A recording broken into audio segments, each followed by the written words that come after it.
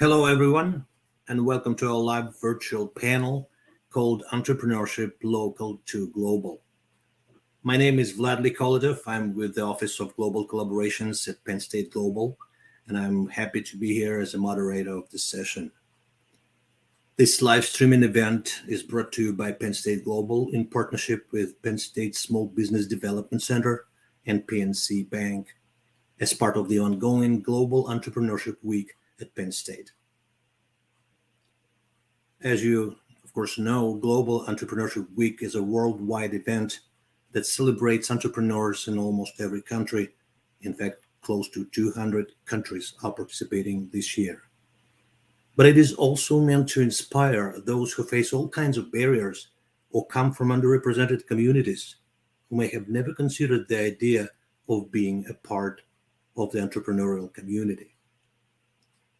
This year, the timing is especially right, with the world looking to recover and rebuild after the pandemic, and importantly, to do so in a more sustainable and environmentally friendly way. Proposed investments and incentives from governments, from what we hear, are going to be massive. They open up the rare opportunity for social entrepreneurship and green entrepreneurship to be combined to reboot our economies for a more sustainable, inclusive, and equitable post-pandemic world. We have a great expert panel for you today, and I'd like to introduce to you our speakers. They are Dr. Esther Abonio, Associate Professor of Engineering Design and Architectural Engineering and Director of the Global Building Network, a partnership between the United Nations Economic Commission for Europe and Penn State. Dr. Mark Gagnon, Harbaugh Entrepreneur and Innovation Faculty Scholar, Associate Teaching Professor of Agribusiness, and Director of the Food and Bioinnovation Entrepreneurship Minor in the College of Agricultural Sciences at Penn State. Dr. Kanjan Mehta, Vice Provost for Creative Inquiry and Director of the Mountaintop Initiative at Lehigh University. And Dr. Mehta is a former founding director of the Humanitarian Engineering and Social Entrepreneurship Program at Penn State. And last but not least, Ms. Janine Varga, Director of Foreign Exchange at PNC Bank. A few words about the format of our session. First, we are going to have brief talks by our panelists, one by one, representing their views and perspectives on the local to global theme, followed by a Q&A session, so you can submit your questions on the platform as we go, and we will see them in comments here. If you don't indicate a specific panelist, the questions will be posed to the entire panel. A recording of the session will be available for those who hasn't had a chance to attend this live stream. Just let us know if you want to share it, and we will send you a link. Okay, so without further ado, let's get started. And I will invite and give the floor first to Dr. Esther Abonio. Right. Good morning, everybody. I'm actually joining you from Glasgow. I'm here attending the Climate Summit, and I feel very privileged actually because I've had an opportunity to interact with a lot of locals who are now bringing their understanding, their needs, their aspirations to a global arena. So some of the things that I will share today will be informed by the learnings and the key takeaways from my experiences here. So the title of my talk is Leveraging Social Entrepreneurship to Advance Social Justice in Housing. And if we go to the first slide, I like to start with this quote from the Oxford Martin School: "Humanity now stands at crossroads. The sheer speed of change across sectors and systems, including technology, population, health, climate, means that we now have the power to destroy possibilities for future generations. Equally, we have the potential to dramatically improve the well-being of people and or people across the planet. Why do I start with this? All the things that have been mentioned here intersect with housing directly.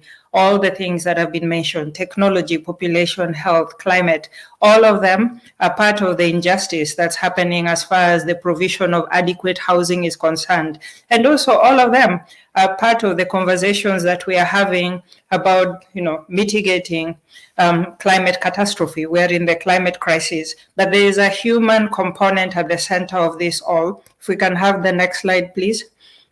My interest in low-income housing actually started with the idea of appropriate technologies and affordable technologies. But then I very quickly realized that because of the inadequacies of the housing units, that frontline communities, people who are living in low-lying areas, particularly in the global south, most of my work has been in Kenya, Tanzania, and Mexico as far as housing is concerned, and also Florida in the US.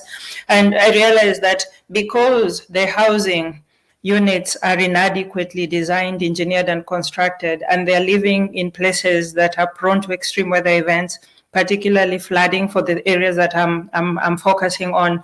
There is also a problem of displacement that happens.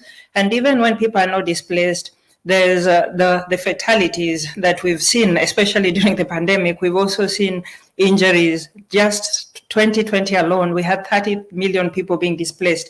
The amount of damages that happened during that same time, during the pandemic, is in the billions of dollars. So this is a problem that because we are not adequately addressing the housing needs, there is displacement happening, there is death, there is injuries, there is loss of livelihoods. And my journey into entrepreneurship actually started with a desire to try to explore to what extent can market-based solutions be used to address some of these issues. The technologies that exist, if they were deployed at scale, can actually address all these issues. Next slide, please.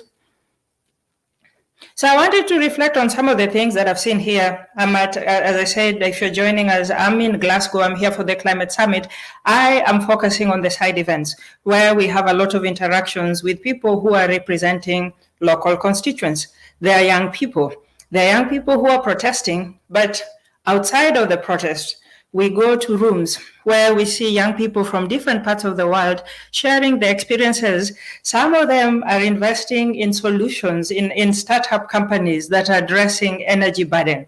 Some of them have actually built ecosystems. Very young people in their early 20s, some of them, 18, 19, 20, they've formed global networks, and that is encouraging. The lady who you see in the middle is my roommate. We are sharing an Airbnb flat, and her name is Felicia. She told me the most amazing story. She has been attending the Climate Summit for 20 years. And from a political side, there are some concerns about a lot of talk and no action, little action. But she told me she keeps coming and she will come again next year because of the network connections. The problems that we're dealing with require us to start thinking about network to network connections. During the time that I've been here with her, she's connected me to multiple networks. And the people that I'm talking about, we believe that when I bring the housing related problem and I show them the limits of our technology solutions and I show them the potential that exists, if we are able to connect to more actors at the local level, we are moving closer to a place where we believe that this approach can actually work. And we are optimistic that come 2020, even the environmental sustainability aspects are eventually going to be addressed. Some of the side events are being convened by faith-based organizations. And the third picture that you see is actually something that was posted by one of the local churches, but I'll come back to the faith-based organizations towards the end. Let's move on.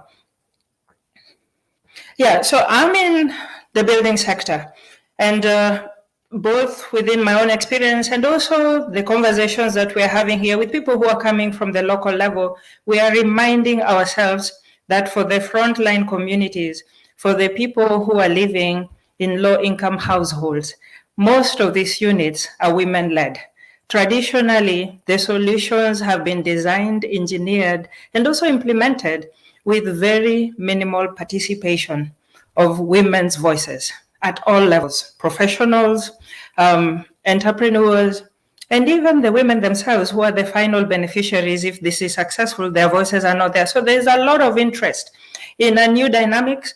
How do we deploy this social entrepreneurship approach within low-income housing in a way that is gender appropriate? And I'm very excited to see that there are examples that are addressing some of these issues, from energy burden related solutions, solar power, materials. I was talking to somebody in Kenya who's one of our collaborators, and he was sharing that he started an organization for training women in trade, in construction trade. So we have a long way to go, but there's hope that there's light at the end of the tunnel.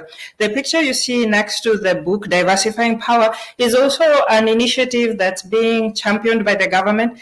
For the housing problems to be resolved, we are going to require science, university system, both from an education perspective and a research perspective, to work closely with the regulatory framework, because some of the materials that are accessible, affordable, locally available will require some changes in the building codes. Some of the things that we are trying to do will require some changes in the land use planning, and I could go on. So we need them as allies, but we also need citizens. I'm excited when I see examples of people who are empowering citizens with data. They are empowering them with the ability to demand from the elected officials that certain actions be taken. The conversations about citizen science are giving me hope and encouragement that the ecosystem that we need to have in place for these housing issues to be resolved is beginning to emerge. Next slide, please. And then I wanted to share this slide as well. So I was on a panel yesterday, and the title of the panel was Amplifying the Assets of the University. And it's, there were 3 other people from universities other than Penn State. So I'm talking very broadly because right now my main job, I'm the director of the Global Building Network. The Global Building Network is a collection of institutions. It is Penn State led, but it is not just Penn State. We have several other institutions that are participating, and we're also welcoming more people to come and join us. We work with faculty, we work with staff, we work with students, we work with everyone. We need everyone to come and work alongside us to co-create these solutions. So one of the assets that I found really encouraging, next slide, is something. Oh, actually, it's not this slide, it's the next slide. So stop here. So one of the things that we did with a couple of my colleagues, go back to the previous slide. At the beginning of this year, we published a paper in the American Association for Advancement of Science. We published a paper where we were celebrating the university system. We reflected on examples from the US because we needed to tighten the scope, but we could broaden this and talk about other universities in the world. And our main message was, if we embraced the outreach, the relationship building as part of science diplomacy, we can definitely make a much, much bigger impact through working together, working across the different institutions. So if you're interested in reading the paper, just reach out to me and I'll share with you a copy or give you the link. Next slide, please. One of our biggest assets as a university, one of our biggest assets as networks of universities is actually our students who graduate from our programs. Last week, while attending an event where NASA was collaborating with the National Geographic and also the Royal Conservatory of Music, this popped up on the scene. So this was exciting for so many reasons. At the level of engaging with people at the grassroots level, some of these concepts need to be communicated differently, and this was very effective for that. But then in the middle, I saw State College, and immediately I realized that somebody within this partnership is a graduate of Penn State. I could say the same thing of Lehigh University, that, if you walk around, you'll find Lehigh University graduates, you'll find graduates from different universities. If we really are going to make impact at the local level, we have an asset that we have not fully unlocked, our alumni. If we are working across different institutions, the cries that I've been hearing on the streets while here in Glasgow, that the local voices are not being represented, can be adequately addressed. Next slide, please. From the current pandemic, we know that things which are brought from outside, things which are top-down, don't really work as well as we want them to work. In our initiatives within the Global Building Network, we are trying to flip this and try to design pathways to allow solutions to trickle upwards. We know that the most vulnerable population, women and young people. They want their voices heard, and it is logistically challenging. It has been very challenging during the pandemic, but we are not giving up. Next slide, please. This is an example that I like to refer to from time to time, place-based leadership. Even during the pandemic, the example of Penn State's investment in hubs across the state, exemplified by Penn State New Kensington, demonstrate that place-based leadership works. This started off as an entrepreneurship initiative. I got pulled into this equation because buildings were part of the problem and also the solution in terms of this is an asset that they can actually use. And it was very exciting to see that dynamics, that the local people understood that the buildings they have is an asset and they wanted to do it right. And this has now grown into an urban renewal program that even during the pandemic has been doing really, really well. Next slide, please. I'm concluding. This is second last slide. So I believe with all my heart that even though I'm entering into this conversation from a housing, from a building perspective, the problems that we're trying to resolve at the local level, they are not limited to just housing. We need to work closely together. We need to figure out ways of crossing our disciplines, crossing our institutions, working across our institutions, working across the different regions. Next slide. And I'm glad that Penn State is demonstrating this. This is an activity that we are now developing in collaboration with the Catholic Relief Services and Loughborough University. Traditionally, Catholic Relief Services has been an emergency response organization. Something happens, they provide, the people I'm working with, they provide emergency shelter. They are stepping back and saying, let's think about this in an entrepreneurial manner. What can we do upfront so that when the disaster happens, the demand for our services is not required or is as minimal as possible, tending towards zero eventually. This is the type of creative thinking that is going to help us address the issues that are impacting the frontline communities locally. If we get this to work in one place, we will get it to work. We can adapt it and get it to work in several other places. I define entrepreneurship very broadly to include changes that need to happen inside an organization to embrace market-based solutions, big organizations, but also building this ecosystem that makes it very easy for startup companies to emerge and start dealing with some of the supply chain issues, the logistical issues that are preventing the technologies from moving from the lab to the market. If you're interested in working with us, please join us on the 29th of November, where we will talk about this case study in collaboration with the Catholic Relief Services and Loughborough University. Thank you.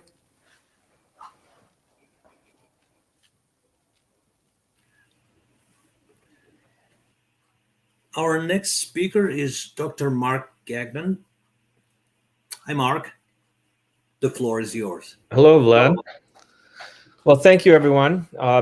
Excited to be here today, and I'm going to talk probably from the student perspective and being a faculty member in reviewing some of my thoughts from local to global and back. And so we can go to the next slide here.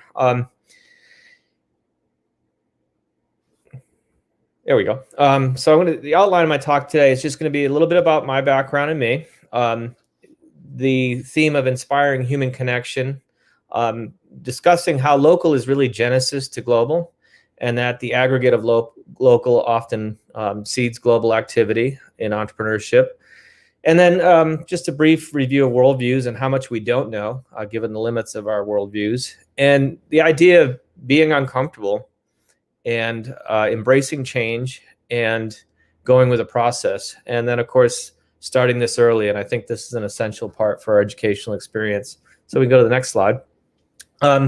So my background, I'm an academic entrepreneur. I certainly believe that entrepreneurship is about initiating change and organizing around new change. And of course, I have to laugh. One of the photos I have here is my desktop. So that shows the eclectic mind that I share, including my cat that enjoys working with me.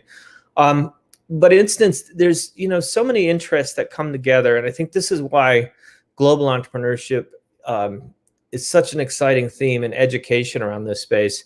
My background is in the forest products industry. Absolutely enjoy getting out in the outdoors and cooking, and I think that experiences and cultures are shared with food.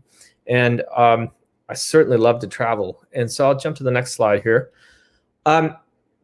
So inspiration, I think that is the genesis of entrepreneurship. What inspires you to go forward and say, we must make a change, we must address the challenges we face, or bring something that is helpful for the world? And I think often many of us find that in nature. And the ability to see this world and see the amazing people and places inspires entrepreneurial activity. If I could go to the next slide. And I think one of the things is starting local. And I think when we can go and travel and take our students and interact in many local contexts and get to engage with multiple cultures across, very common human connection themes, and look at where the connection points are, and look to see where there's some common ideas for innovation. That's pretty exciting. And testing various models of exploring ideas. And I think that when we start to look at the embedded local experience, it's really exciting to see different localities having, similarities and contrast, and, really exploring those points of intersection and difference, and ultimately refining entrepreneurial thinking and progress. If we can go to the next slide here.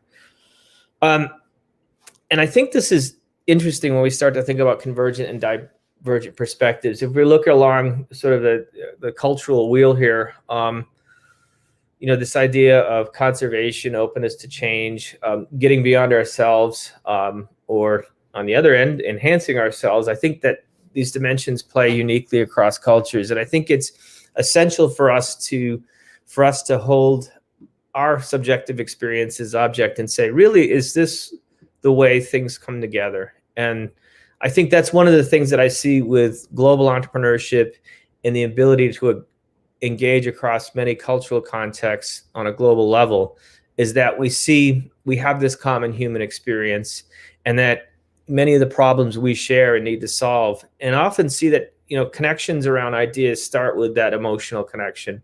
And we see this, play out in many ways. And I think, it's exciting to see students come into a new cultural context, and they're uncomfortable, and they're sort of, some will go to a reserve to see how things will come together. What are the norms I need to understand? How is this environment different or similar to the environment that I'm used to? And then also to explore the nature of, what role, and, how do I fit in? And then what resources are available, and the vast differences of resource abundance. And so it's taking these topics and really having a critical perspective and going along this journey with our students, I find to be tremendously rewarding. And also, it's a learning journey for me as well as an educator, and to have that growth. If we can go to the next slide. And I think this is interesting when we contrast, and I think this is where global entrepreneurship is so critical, and we must continue to have these experiences, is to challenge our own mental models, the way we think we see the world. And we know that there's often nuanced differences from looking at the world in different ways, from a biological perspective, from a mechanistic, from looking at it cultural or political perspectives, and looking at other perspectives around, what are the power structures and what are the change agents that exist. If we can go to the next slide. So, often with our students, and I think this is critical to our educational system, is to structure and embed these global experiences early as possible. And, I've certainly seen the benefit of young people being able to get out to different global contexts, starting in high school and maybe earlier, and really gaining a sense of appreciation for how big yet connected this world is. And that's the great thing I see with our students, is they, when they're in their comfort zone and they step out and they experience this uncomfortable experience of going to a new place and trying to figure out how they can interact with a new culture and a new way of doing things, is ultimately that comfort zone grows. And I've watched this experience with our students. What comes to mind is our 2 embedded trips to contrast the US and Israeli entrepreneurial ecosystems. And to see our students go into that new context in Israel and engage and embed and grow. And, by the end of our 8 or so days there, it was just such a change had had occurred with them, and there was just a new comfort zone that had occurred. And so that's one of the things that I always see is with our students, how we can facilitate this, how we can get them out to step out early and often to really see the opportunity that exists with entrepreneurship and going from local context to global context. Next slide. So that's my quick talk here in summary. Hopefully that's good. And then I will defer to you, Vlad. Yes, thank you, Mark. This was great. So I like the idea of expanding the comfort zone by stepping out, often, which, sometimes you think, will it become less, uncomfortable with time or not really, but that's how growth is occurring. Thank you so much, Mark. Next, let me give the floor to Dr. Kanjan Mehta. Hello, Kanjan.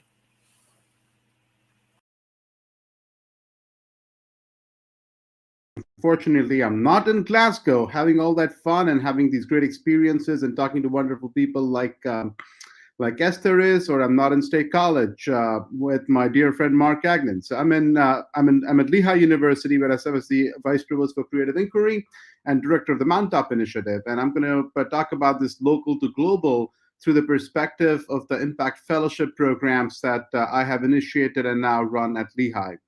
And, I'm going to talk about a couple of things before I talk about what we do and how that is transformative for our students. And the first is this core idea of why we exist as a university. And I believe deep down inside that we are here to prepare students to lead lives of impact. Impact in terms of advancing the human condition, but also impact in terms of finding their ikigai, finding this intersection between what they love, what they're good at, what the world needs, and what they can be paid for. Or finding this intersection between their passion, mission, profession, and vocation. And I believe that we can do that best by engaging students in the kinds of activities that, as Mark pointed out, push them out of their comfort zone and help them grow and help them test drive different forms of being and doing and learning to find that sweet spot where they truly are their own authentic selves and they are contributing to the world. So that's what your reason for being is about. That's what leading lives of meanings are about. And, I want to preface this conversation around local to global and the role of entrepreneurship, the role of a global education. And let's not forget that next week is Global Entrepreneurship Week, as much as it is International Education Week. And for me, this is really special because both those aspects are just as important to me. So let's go on a very quick, like a 3-minute whirlwind tour of some global trends, all right? I'm going to whip through these and just say probably a couple of words for each slide. But the core idea here is that working age populations are shrinking in wealthy countries. The global economy is shifting. Technology is accelerating, but causing a lot of discontinuities. It is fundamentally transforming the way we live, the way we travel, we work, we love. Everything we do is being transformed by technology. Governing is getting harder, not just in the US, but all around the world. The nature of conflict is changing, and climate change is absolutely very, very real, and it is changing everything about the world as we know it, and it's going to continue to do so. So let's look at the world now and into the next, let's say, 80 years, right? So by 2100, the global population will saturate somewhere around 11.2, 11.5 billion people. There will be a demographic dividend as the rate of population rise starts slowing down, especially in Asia, where most of the population growth has happened in the last 50 years, right? The majority is in Asia. India and China are going to be the most populous. Well, they are the most populous countries. India is going to overtake China. And then Nigeria is going to come up, and you'll still have Indonesia and Pakistan and Bangladesh, other large South Asian countries that will be in the top 10 by 2050. But after that, Asia is going to start slowing down, and growth is going to pick up on the African continent. And for those of you who have not seen this before, let's remember that the true size of Africa is essentially the US, China, India, most of Western Europe, most of Eastern Europe, Japan, and UK combined. That's how enormous Africa is. It's 54 countries, thousands of cultures, and by the turn of the century, 40% of the people in the world will be on the African continent. And that is something to think about. Those 80 years are going to be here faster than we think, and the population of Africa is going to keep on increasing. And so will the opportunities, so might some of the challenges. The world is urbanizing. By 2050, 70% of the people will live in cities. By 2100, around 80% of the population will live in cities. In terms of economic leadership, US is the largest economy in the world, but by 2050, China will be the largest economy, followed by India, and the US will be at number 3, followed by Indonesia and Brazil and a bunch of low and middle income countries. Automation is on the rise. That's one of the major challenges to economic growth in all of these countries. About half the jobs in the US can be automated, and we're seeing that happen already. It's probably accelerated by COVID. The slide I have here, these are World Bank report numbers from 2016, and I'm sure that COVID has done nothing to help the rate at which automation is going to change the way our economy works. In countries like Ethiopia, 85% of jobs are susceptible to automation. The good news for those of you who are all teachers and professors is that our profession is a little more secure because about 30% of the jobs can be automated. The rest are a little more difficult to automate. Climate change is very real. We're not going to spend much time talking about this, and it's affecting everything we do. We were doing pretty well in terms of global nutrition, and we reached kind of this low of about 750 million people that went hungry every day or were malnourished, and now that number is back to over 1 billion people, thanks to COVID, thanks to climate change, but climate change being the dominant factor there, right? So, and we can talk about all these global challenges forever. I mean, housing is another such area that Esther talked about a bit. So the bottom line is that we are at a very special moment in history where we have several global challenges with different local manifestations. And we have the age-old challenges of poverty, poor health, ignorance, addiction, violence, and tyranny. But then we also have new and unprecedented challenges, such as the environmental crisis and cyber warfare, the threat of nuclear and chemical warfare, and so on, right? There are 4 qualities that have served us well over the last few decades and centuries, and they are empathy, creativity, communication, and collaboration. We have not yet figured out how to automate empathy or creativity, and I doubt we'll be able to do so in the near future. These are some fundamental aspects of the human experience that have served us well, like the fact that we brought down the number of children that die before their 5th birthday from almost 50% to less than 4%, and that number keeps going down. Extreme poverty is down from 90%, 85% to less than 10%. Average life expectancy has gone from 30 years to over 70 years. Literacy has gone from 10% to almost over 90% now. And credit for that goes to our human ingenuity and our will to solve problems, and our higher education system and its ability to craft the next generation of thinkers and doers that have the capacity to be creative, to collaborate, to empathize with others, and create value. So I'm at Lehigh University. We have a whole bunch of programs that are focused on experiential learning and engaged scholarship, which I know is a big thing at Penn State. And if I think about all these different programs, what I see these programs doing a better job of day by day is to focus a little bit less on the skill sets and focus more on the mindsets, right? Building a growth mindset.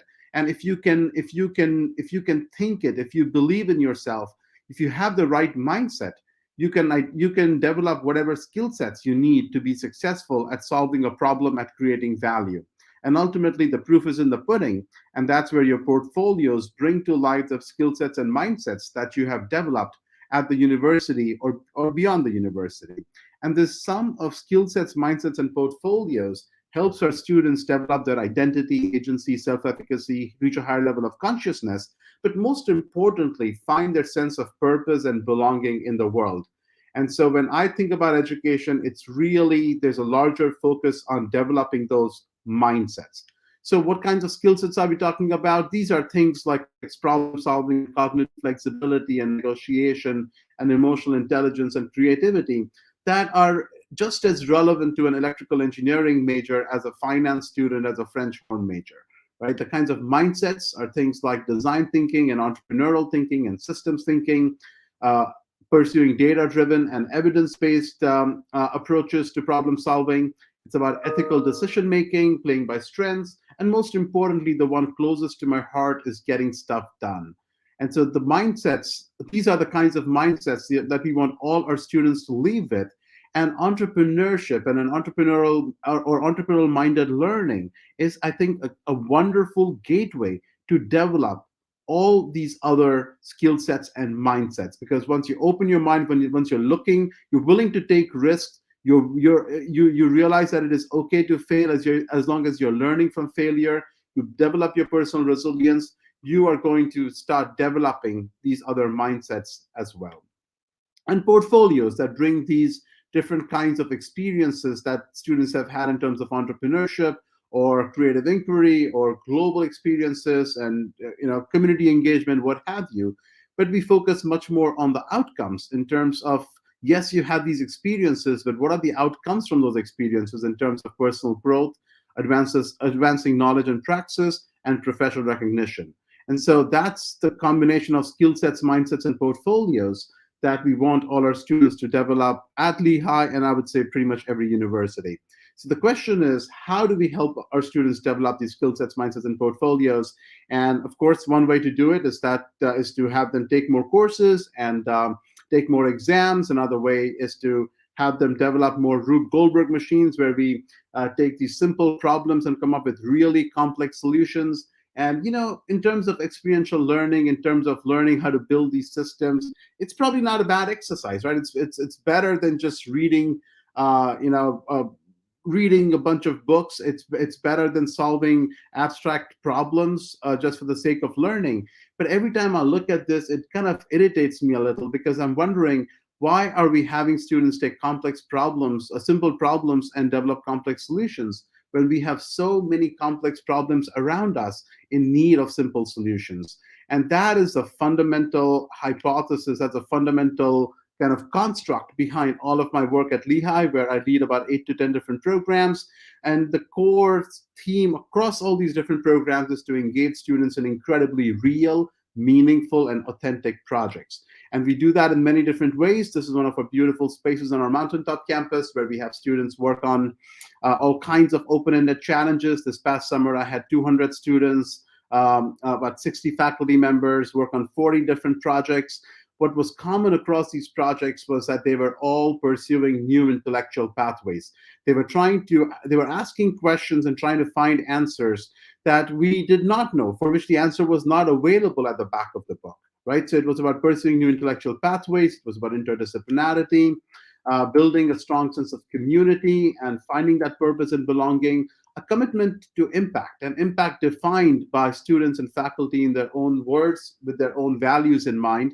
But life's too short to just do summer romances. And so we want faculty and students to think about the impact of their work and continue that work beyond mountaintop into the academic year. So we don't support summer romances. We are all about 3 to 5 year long moonshots that span the local and global, and help our students develop those kinds of skill sets, mindsets, and portfolios that will propel them to lead lives of impact. So we have 3 programs we call the Impact Fellowships. They're all focused on the Sustainable Development Goals, which I'm sure that every single person here is familiar with. And so we have these 3 different ecosystems, which are clusters of projects that we have developed. There is one called the Campus Sustainable Impact Fellowship. And so these are teams working on moving the university campus, which actually is enormous, 2,400 acres, more than 100 buildings, trying to move us towards a post-carbon, low-growth, circular economy. So we have teams that are working with our dining services, for example. So when you go and make your selections in the dining halls, the TV screens over there tell you what the carbon footprint of the food you're going to consume is. Here's a team that's working with biophilic walls and trying to use biophilic walls, which are nothing but walls where you have plants as opposed to just white, dry walls. And we have now one of these in our library that was all built by our students. And now they're studying the impact of biophilic walls on stress and how can this help students reduce their stress, be more creative, have deeper conversations, and so on. And if that works, we're looking at ways in which we can do this in more spaces across campus and beyond. So we have about 8 to 9 different projects around transportation and energy and food systems that are part of our Campus Sustainable Impact Fellowship.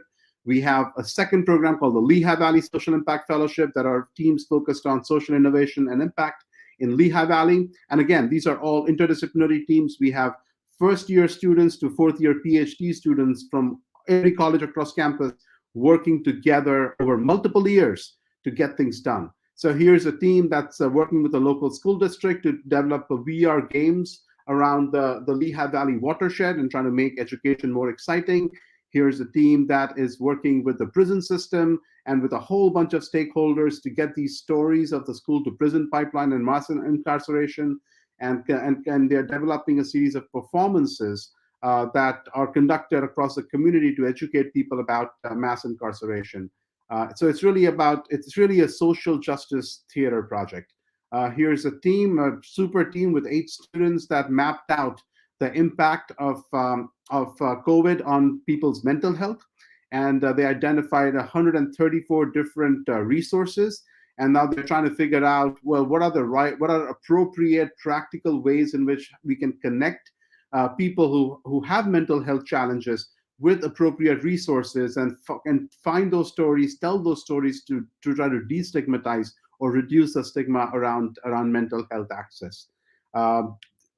Finally, we have a third ecosystem called the Global Social Impact Fellowship.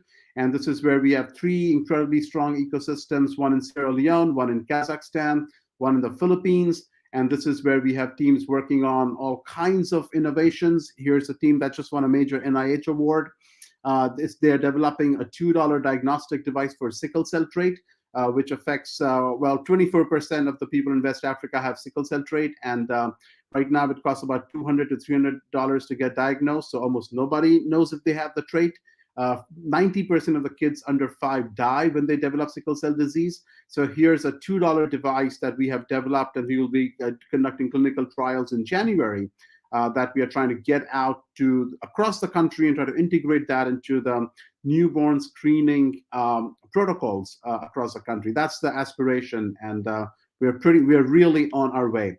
Here's a team that's working on mushroom production systems. In fact, this project started at when I was at Penn State, and that time our students from Penn State worked in Cambodia.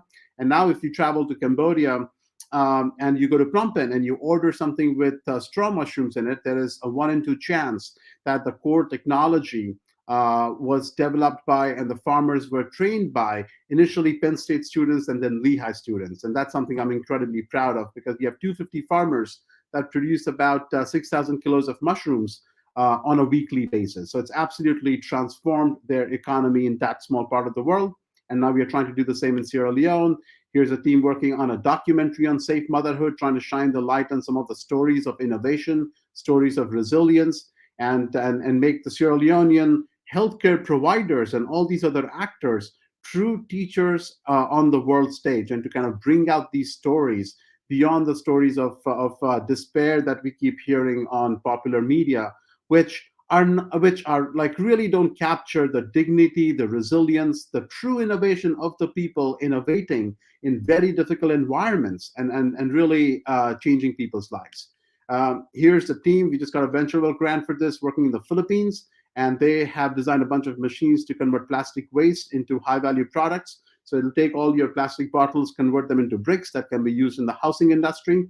So very interested in reverting back as we progress with this venture, to revert back to our colleague and scholar Esther to look at ways in which we can now do this in other parts of the world. Here's a team working on an app focused on sustainability education, and it's really interesting. This team has 8 students from first year to a PhD student, an MBA student who already has a PhD. These are students from 6 different countries working together on this app. Lots of lessons learned on how to work as a team together, I must admit.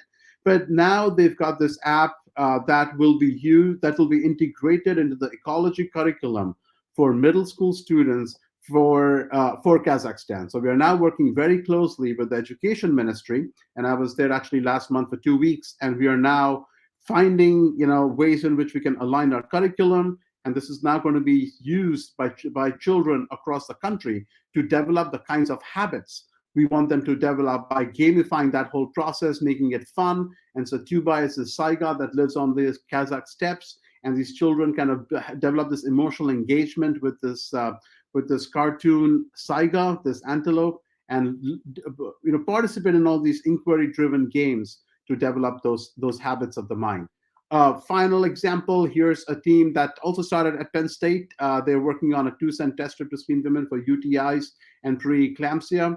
And they went from developing the technology to getting regulatory approval to now making this test strip available across 56 clinics and health units across one of the districts of Sierra Leone, and 500,000 women now have access to this device, and it's actually really saving lives, which is what it's all about. So in essence, to us, and these programs, by the way, these are 3 different clusters, with the class meeting times for a common workshop is the same. So the Lehigh Valley and the global students are all in the same class together and exploring these different challenges and opportunities and learning from each other in this peer mentoring kind of model over multiple years. And they're developing these different skill sets, mindsets, and portfolios that we think are going to be critical to their success in the longer term. So on that note, I'm going to wrap up my talk, and I'm looking forward to the conversation soon. Thank you, Dr. Mehta. That was great, and great examples of all the activities that you do at Lehigh.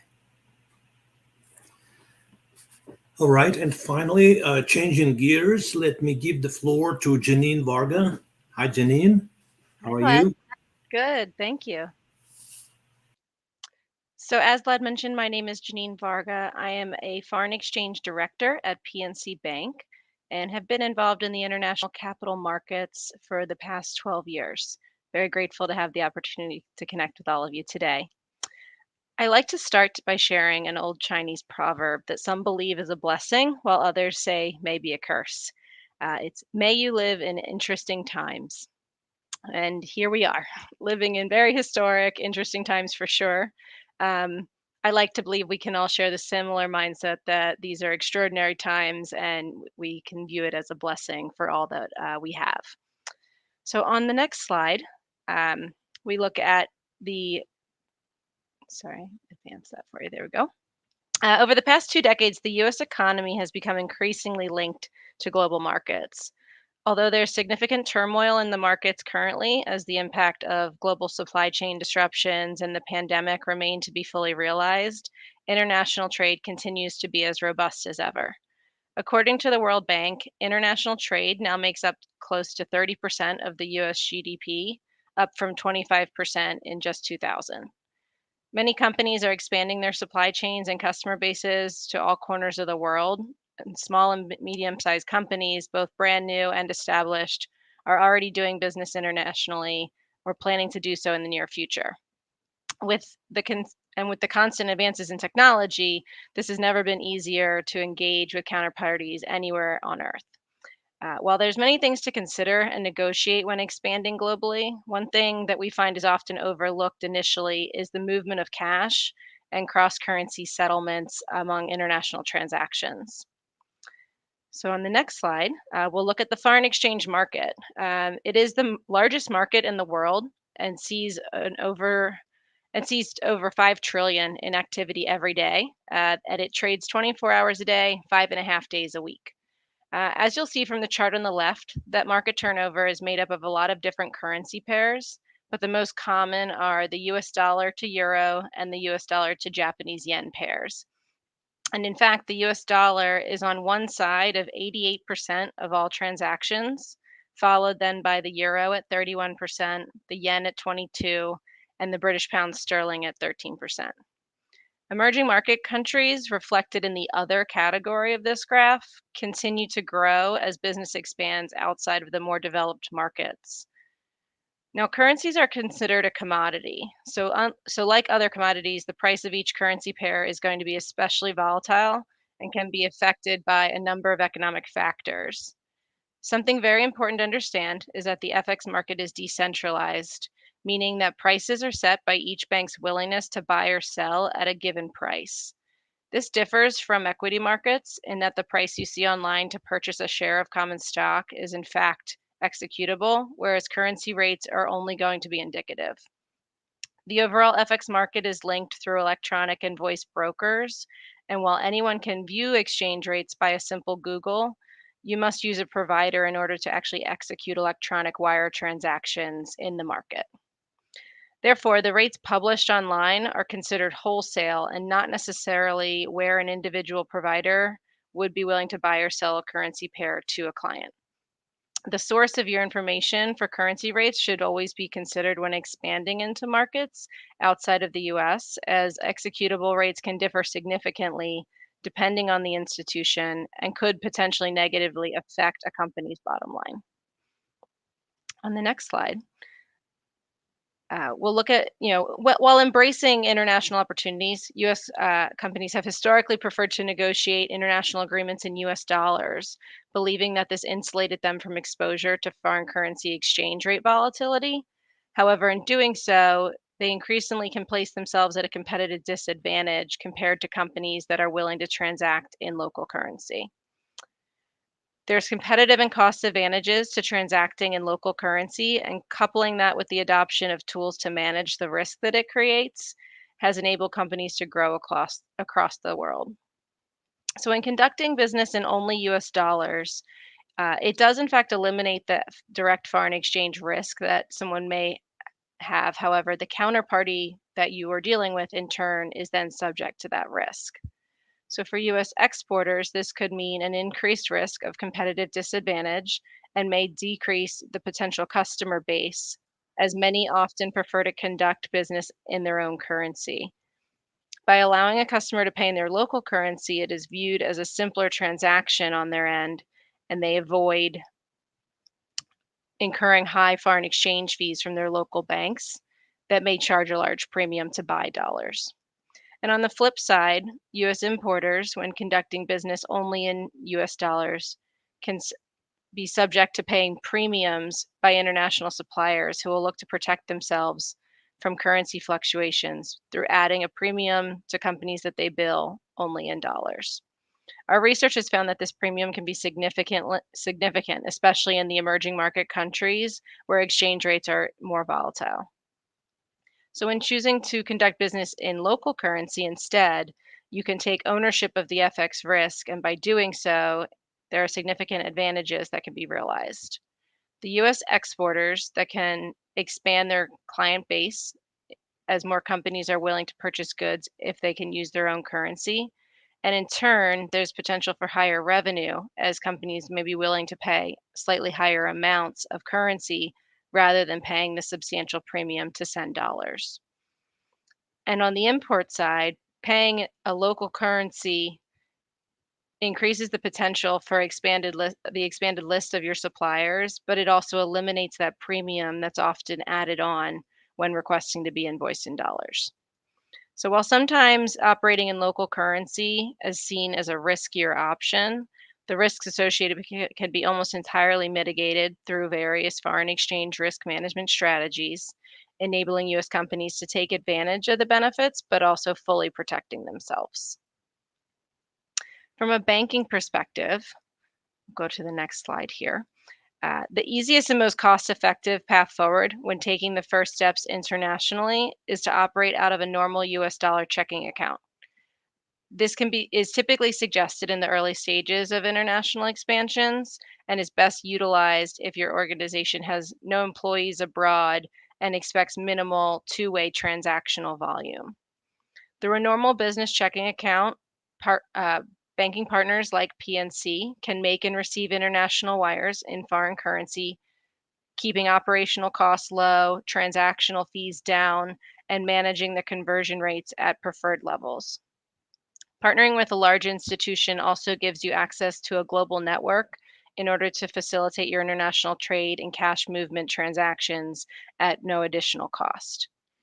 PNC maintains a network of 1,200 correspondent banks in more than 115 countries around the world, and to help provide resources to our clients. Our foreign exchange team is one of the largest in the US, situated across the country in 14 different locations, as well as Canada, China, Germany, and the UK. We provide insight and research in the forms of in-country reports, specific currency forecasts, and just overall global market updates. We're available as a resource and happy to consult on any global considerations, as each country is going to be unique. Most companies have global ambitions, and there's an enormous opportunity to grow around the world in the current environment. But with any new venture, it's important to begin an international expansion with a strong and well thought out plan. While expanding globally, understanding the varying regulations and restrictions that can be imposed by governments or central banks in certain countries is a very important piece to focus on. Consulting with trusted legal, tax, and banking professionals along the way is something we stress, and that is another resource that we can provide as a partner. And we find it to be very valuable as you're looking to move local to global. Thank you all for your time.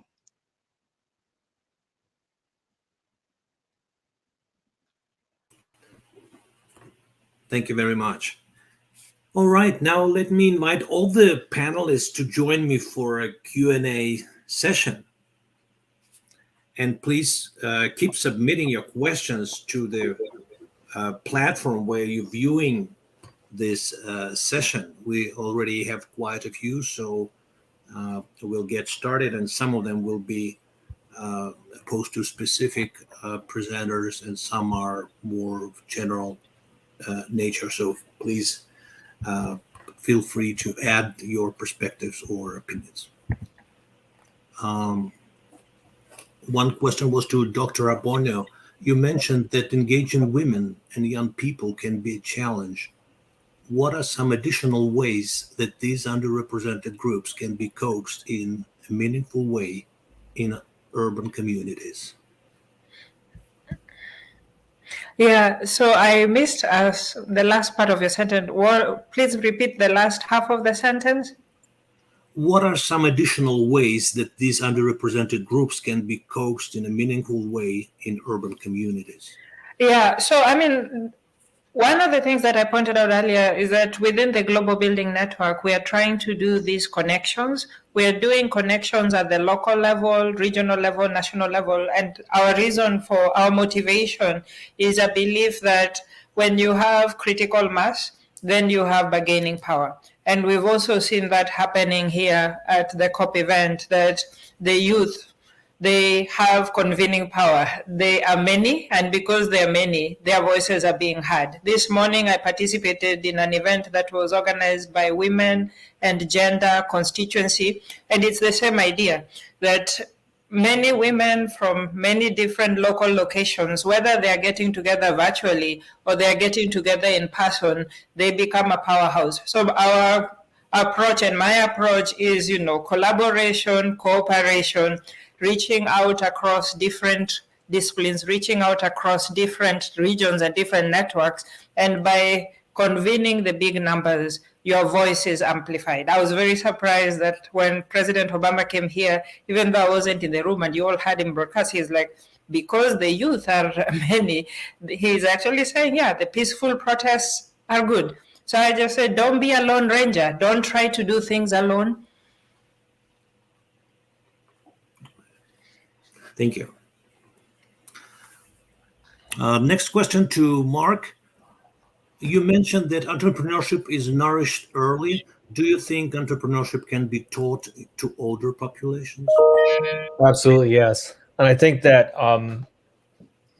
there are additional efforts that are needed along that space. I often think that, in entrepreneurship, one of the subjects we think about along with learning is maybe unlearning and embracing change and new views. And I think entrepreneurship affords an opportunity for some of us that are a little bit further along the path to explore new ideas and new ways to approach challenges. So absolutely, I think there's opportunity for entrepreneurship across all populations.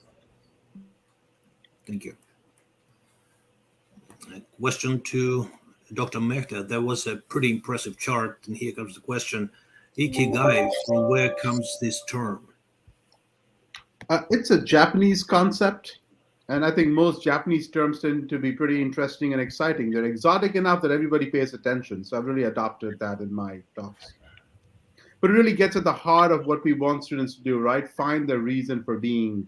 And if you think about, COVID times, not just students, but everybody has had time to think about what do they really want to do with the rest of their life. And, that's one of the major drivers for the Great Resignation, and people finding their own happiness in so many different ways.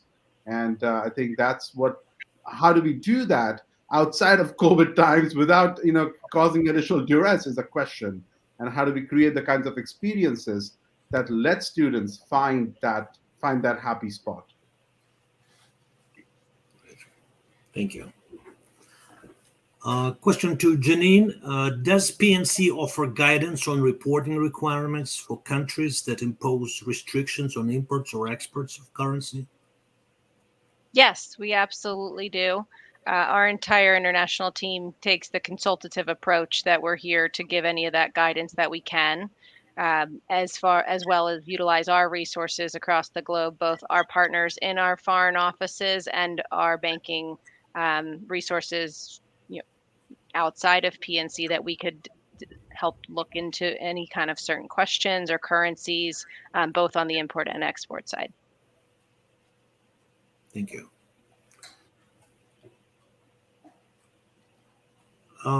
One question that can be posed maybe to the group for your opinions.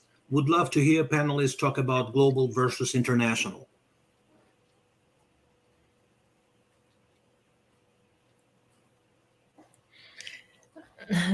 Okay, I'll go first because Okay. the title of my initiative says global. That's the only reason I'm going first. So I think to a large extent, the way we are defining global means everywhere.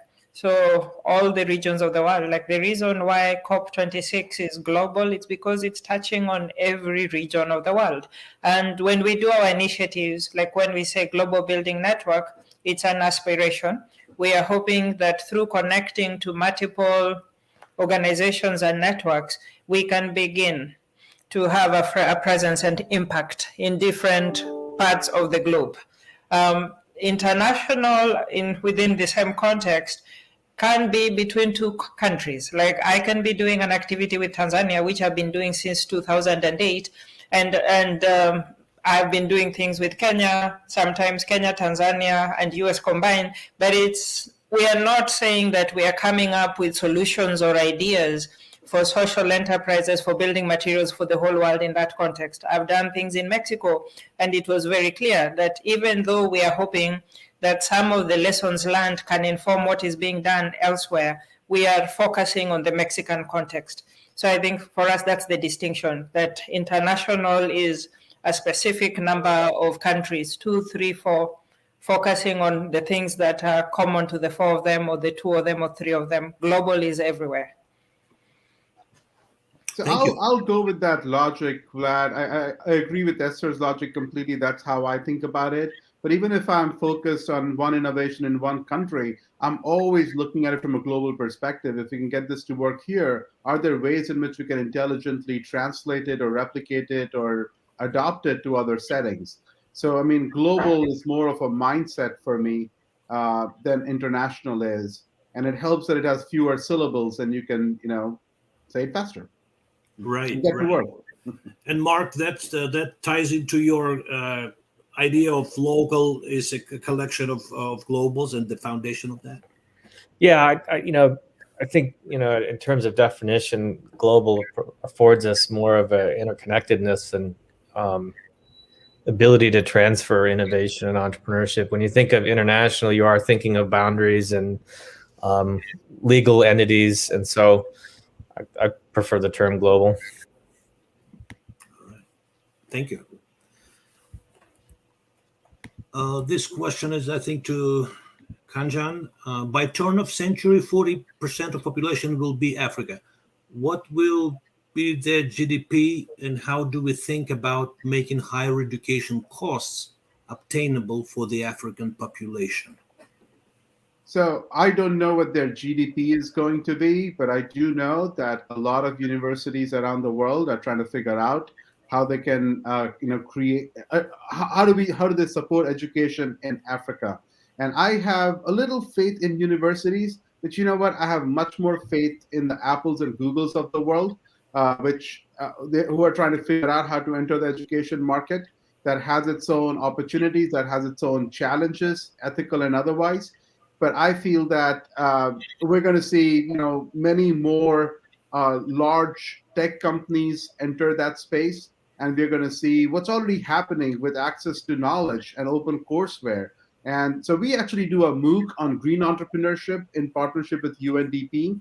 Esther was part of that too. She shared some of her expertise. We had a whole bunch of folks from Lehigh, and then we had our students who were serving as mentors and facilitators for this MOOC. And we had 2,000 people sign up. The majority of them were from across Africa. And I think there are just so many of these learning opportunities opening up that they're all going to help with kind of that educational piece. And education is going to look very different in 10 and 20 years, forget 100 years. Like, the relevance of a university. Do we need 40 years? And what is the role of a university? What is the role of faculty? All of those things are changing, and changing so quickly, where we are becoming no longer, at least from my perspective, not the sage on the stage, but the guide on the side, which is a central thesis for all of my programs. So education then is much more about building those ecosystems that facilitate learning and value creation. So I don't have a crystal ball. I don't know the answers, but I'm very confident that we're going to figure it all out. And in some ways, I really want Apple and Google to figure it out earlier than us and give universities a run for their money, because there is so much time we waste, so much opportunity we waste by getting stuck in our own little silos and in our own little worlds and ignoring the world beyond. So Vlad, I would like to chime in because I'm from Africa. So I agree with Kanjan, and then I just wanted to reflect on things which I've observed during my lifetime. So I was born and brought up in Kenya. I did my undergraduate degree in Kenya.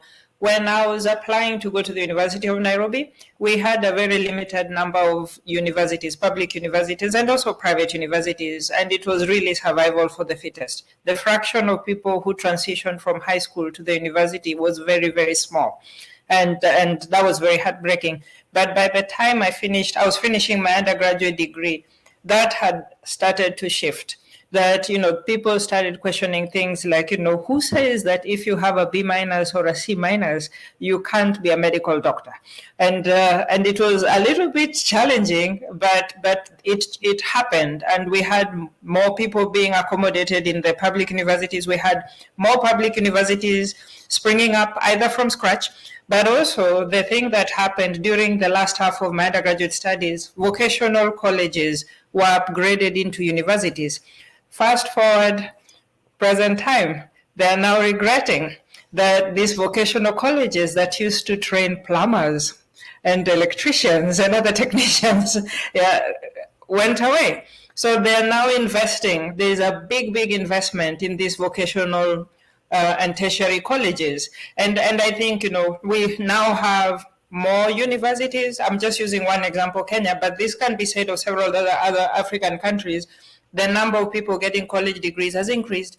Vocational colleges have become more appreciated. There is a bigger investments in trades. So while the Googles and the Microsoft are also filling that other void, there are also things which are happening on the ground that we have to acknowledge and celebrate. Thank you. This is good.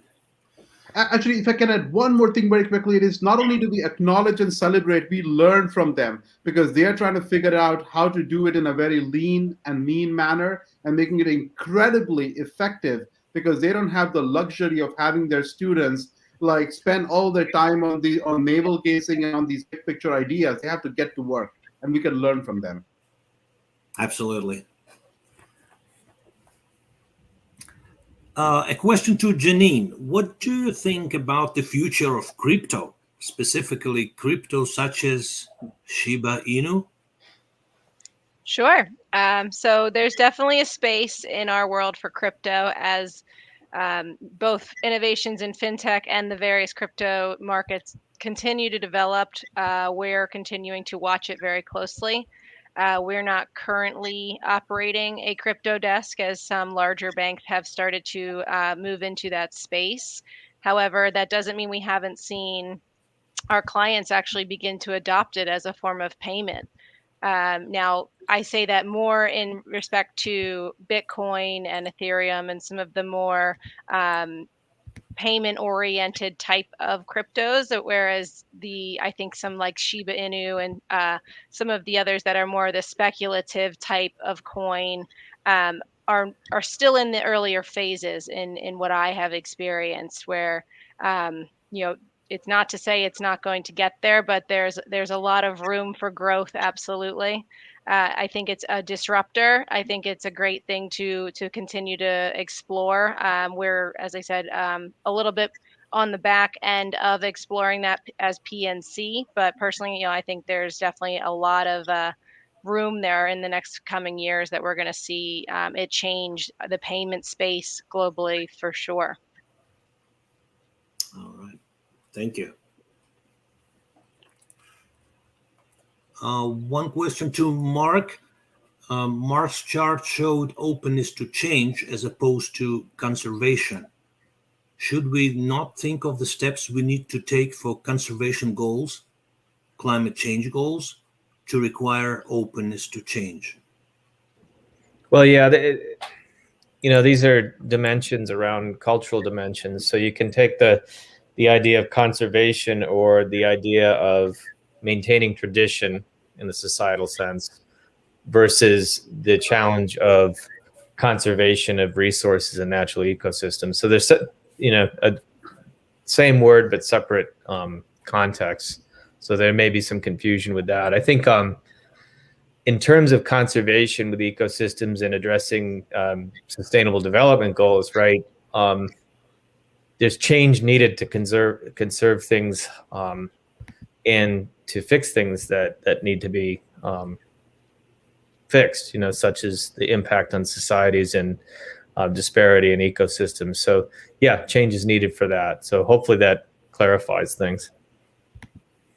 Thank you. Well, this question may be to all of you. COVID caused economic disruptions, including mobility and cross-border trade, and the consequences are yet to be seen. Is it appropriate to talk about global collaboration when nations seem to be more preoccupied with their domestic issues and challenges? Who would like to? So I can share a couple thoughts. So COVID's, of course, been incredibly difficult, challenge. I mean, travel has been disrupted. Our students, some of them working on our global social impact fellowship projects, have been incredibly frustrated. But actually, there's also a lot of good that has come out of COVID. You know, the first summer of 2020, our students, they were all planning to be in Kazakhstan and get more validation on their app for sustainability education and get feedback from teachers. They had all these plans, and when they realized that that could just not happen, they started working with their counterparts from a university in Almaty much more closely, and they had no option but to do so. And they realized that actually the students there have so much potential, and they actually got a lot more work done because they were not obsessed with going there and doing it all themselves, but they were forced to truly collaborate at a deeper level. And that's just one example, but I've seen that happen across the board in many different ways, where we are learning to trust others, we are learning to work with others better because we can't just go there and do things ourselves, which is always a kind of traditional way of thinking for students. And so that's brought a lot of humility to the students' own experience, besides that emotional maturity and learning how to truly collaborate across cultures. Mm-hmm. I can add to what Kanjan has shared that my experience is also the same. I was working with Learning Factory students at Penn State University. I've also worked with students, I've sponsored students in a collaboration with Engineering for Change during the lockdown. So we are talking about maybe a total of 24 students during the lockdown that we supported through the Global Building Network. And interestingly, the things that ended up happening, as Kanjan said, because they realized that they could not travel, they were relying more on Zoom conversations, WhatsApp chats, and it was amazing that I had students working on a project in Tanzania. They've never been to Tanzania, and if you read the report that they came up with within a very, very short time, it is very impressive. And that happened because of collective wisdom. Yep. Thank I you. completely agree. I feel like while there are disruptions, it's completely brought us closer together. It's moved that domestic view into a global idea that we can be connected no matter where we are these days. Absolutely. Yeah, I guess to add to that, I mean, certainly we've seen, human ingenuity and the ability to stay connected despite these challenges. And so the world of work, the world of engagement it's changed. And the ability to have the way for us to connect this way without having to physically be in a location is pretty incredible. And I'll add one more thing, that I'm here. And so I guess it is true that there are certain people who ended up, looking inwards, but it's not the majority of people. I'm here, and, I can tell you that people were ready to engage. They were ready to interact with people from other cultures. So they were like, it doesn't matter what is happening in the negotiation rooms. Like, let's just sit down and try to figure out what we can do together. People from the Pacific Islands, the indigenous people, they are collaborating. They collaborated with people from African countries, people from the US. So what I'm seeing is actually hunger. People are like, what can we do together across the regions? But there are a few people who are obviously moving in the wrong direction. Absolutely. And Kanjan just mentioned Kazakhstan. I wanted to ask, was it a grant? So yes, we got a university partnerships grant from UNICEN, American Council. Central, yeah, UNICEN. So, and are you submitting a grant proposal in 2 weeks? Working on it. Okay, cool. Well, we'll compete. We have 5 grants. Absolutely. Just talked to Esther about that proposal and that grant. Indeed, it's interesting that just a year ago, we pivoted into a remote, and all the collaboration was kind of virtual, right? And now we're writing this proposal, and we putting in-person travel for, after a while, but still have some backup options for, in case anything happens. But it's a good sign, I think, that despite the remaining, concerns and so forth and developments, we actually plan on going there and meet with people and have them come to us. Yeah.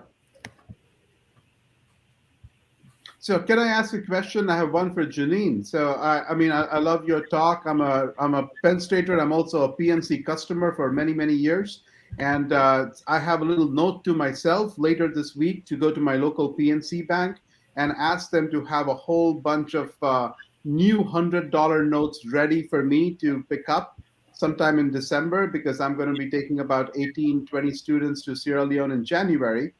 And this is a cash economy. Like, I cannot use my credit card unless I'm staying at the Radisson Hotel for $400 a night, which I'm not. I'm staying in a small little hotel in a small town, and it's a cash economy. And I would love to hear from you on your views on how do you see low and middle income, especially like some of the least developed countries that don't have that infrastructure, leapfrogging over and using electronic payments and Square and whatever else to make life a little easier for me, so I don't have to carry around these large wads of cash. Yeah, we've definitely started to see that, where the previously cash economies, as you said, no cards were accepted. Now with the new immediate ability to transfer money on your phone, it's changing the economy in various places. Of course, there's different limitations, and each will be developing at different paces. But I do feel like cash is still king, but it is going to be moving away as we get more and more into the basic technology of transfers, moving away from the full-blown wire transfer that you have to go to a local bank branch to do. There's much more accessibility now.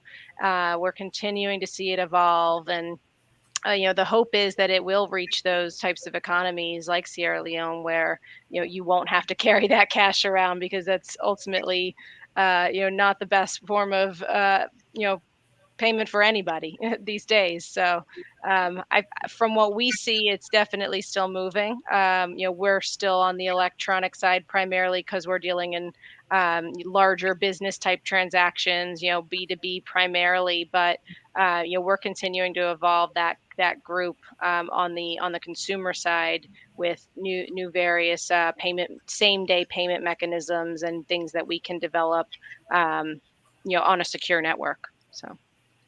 Sure. All right. Any other questions or last minute comments? So I'll go. I am building this network, the Global Building Network, and we are looking for partners and collaborators. So I want to reach out and reiterate the invitation that I made earlier. There's one problem related to housing that is common, whether you're in the US or in any other part of the world, including the Global South, and it's energy poverty. And at the moment, we've been hearing this a lot, that there is going to be a big investment in addressing energy poverty issues, both by the multilateral organizations and also, US agencies. The amount of money that is being put on the table is unprecedented. And the only way that we will be competitive is through working together. And having these cross-institutional, cross-interdisciplinary, international, global partnerships. So as the director of the Global Building Network, I am reaching out and inviting whosoever is interested in partnering, faculty, staff, students, PNC Bank. Let's put our heads together and try to see if we can do something truly transformational. Very good. Kanjan? No greater words of wisdom, but I mean, I think that I'll go back to a slightly different construct, and that is back to the Ikigai framework. So last November, practically exactly a year back, we were asked by the president of the university and the provost what kind of programs we might develop for our winter semester, because we had a full 1 month break. And I basically said nothing. Everybody just needs a break. Everybody needs to just chill out and spend some time by themselves and relax and do nothing and watch Netflix. And ultimately, I said, okay, well, let me talk to some students. And I did. And they basically said, actually, we would love to do something, because after 3 weeks in our parents' basement, we would be ready to do something different. And so we put together a 3-week hands-on, hearts-on program called the Sustainable Happiness Institute. And it was about it was 3 weeks. It was all on Zoom, but no lectures. It was all hands-on activities and projects and conversations with interesting people, and lots of projects, lots of personal adventures. They did about 50 to 60 different things in those 3 weeks, and there were five major themes there. One was around global megatrends and how the world is changing. There was one around sustainable development, one around social innovation and how to make social change, around life coaching, and finding the science of happiness, and how to find your ikigai, and how to create happiness for yourself and for others. Right? Pursuing happiness is a bad idea, but creating happiness for yourself and others is an absolutely valid construct. And that was what this entire 3-week program was all about. And it was actually incredibly successful, and there is so much that we learned from it. And I really want everybody to think about, what does happiness mean for you and for the immediate folks you work with in your personal and professional sphere, and how can we leverage this energy that has come out of COVID, leverage the energy that is coming out of the climate summit, and really direct it in ways that help our students find their happiness. Because if that is not one of the primary goals for life, then what is, right? So that's what I would kind of wrap up on. Very good. Mark? Yeah, and the Ikigai framework I think is a great framework, and I've used it in many of my courses. And I think that's it. It's having creating that meaning, and naturally when you're working on something you love and you have the ability to deliver on and have positive impact on others, the happiness occurs. And this has been great. I want to thank you, Vlad, and Elizabeth for facilitating the conversation today. This has been a lot of fun. Thank you so much. Janine? I think that's a great inspirational note to leave it on. I would thank you all for the opportunity, and I'm going to take that away with myself as well, to think about the happiness and how you can pay that forward to everyone else. Absolutely. I'd like to thank you all for participating. It was great to spend time with you discussing this session. And of course, thank you to Elizabeth, who was doing all the logistical and organizational aspects of it. Thank you so much. Thank you. Thank you, everyone. Bye. Good to see everyone. Thank you. Thank Bye. you.